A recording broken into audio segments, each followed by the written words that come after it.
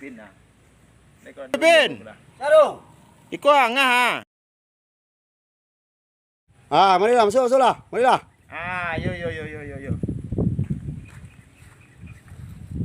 Allah masuk. Tapi Pin gini kok. Alhamdulillah. Dalam mu aja cari Pin. Untuk awak dicari. Untuk aku mencari itu. Itu tuh aduh mau kasih dan apa? Jo mau kasih itu aduh. Apalah.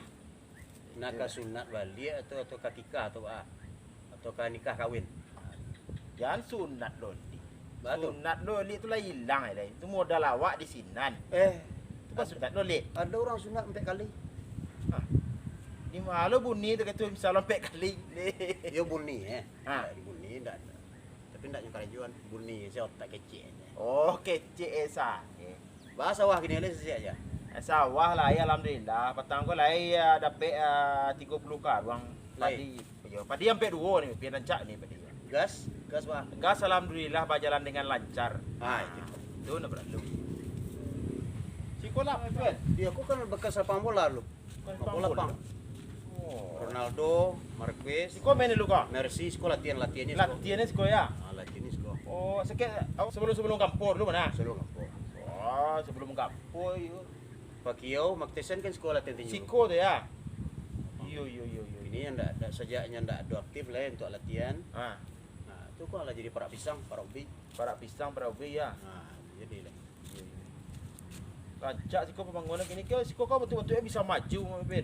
Kok, Yo, maju siko mah. oi. Sekolah. Ada rokok apa Pin? Rokok, awak nak merokok dah jadi tak ada.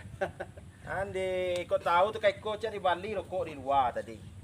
Ande, Memang nak merokok lah 25 tahun dah. dah 25 tahun nak merokok. Tapi maisok dulu sesekali lah. Masuk lah Dulu. Dulu. Ini ndak ada. Berarti berhenti membalik atau berhenti merokok mana? Berhenti merokok. Ganti merokok mana? Ganti merokok. Kan ada kebetulan kawan kau Pin. Iya. Ada yang berhenti membalik. Hmm. Nyu tetap merokok. Ada rokok kawannya sembah aja.